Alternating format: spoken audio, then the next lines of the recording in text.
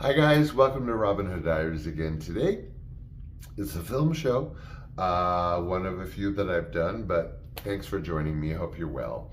And let's just dive right into this because I don't want this to be an 18-minute show because I'm a film aficionado and I could go on ad nauseum. So we're talking about Federico Fellini. You may probably know him from a film called La Dolce Vita. I think that would be the most famous, or the one that might connect with most people. It was a black and white film. Now, just real quick, Fellini had kind of two phases, as it were. Black and white, very literal, linear storytelling, very poignant stories. La Strada, Nights of Cabiria, which was like my all-time favorite for frigging ever. So let's dive. I traveled across northern Italy from Mont Blanc to Venice and back at 14 in 1981. So I had absorbed kind of early Italy. I mean, if you go back to 81, it's not the same place. And back then it was less developed. So there were these more expanses, like you drive for a while and then there would be this bizarre cafeteria. And so point being, in films like Nights of Cabiria and stuff, we're not like in fancy schmancy, Rome, or anything.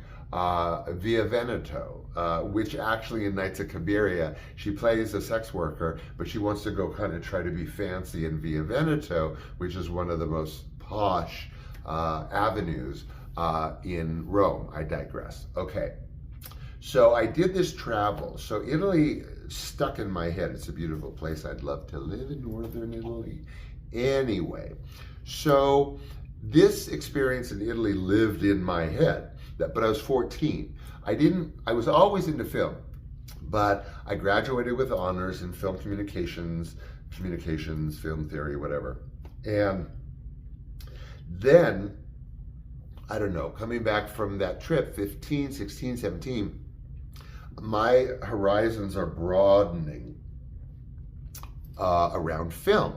But in these few years, my favorite, I mean ad nauseum I would talk about Fellini, was Federico Fellini. I had seen Amarcord, my dad brought me to, Cries and Whispers and Godfather and Amarcord. So that was actually the first Fellini film I had ever seen as a tiny kid. This was early 70s, or mid 70s, I don't know.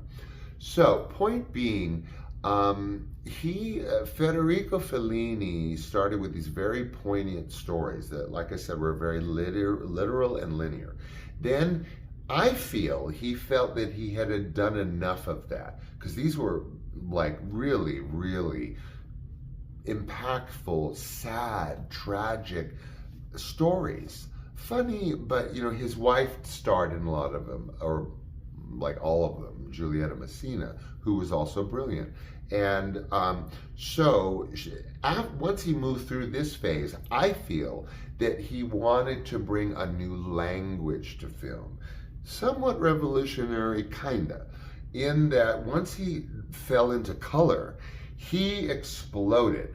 And the reaction, the impact that lived in my head with Nights of Cabiria just completely did this 180.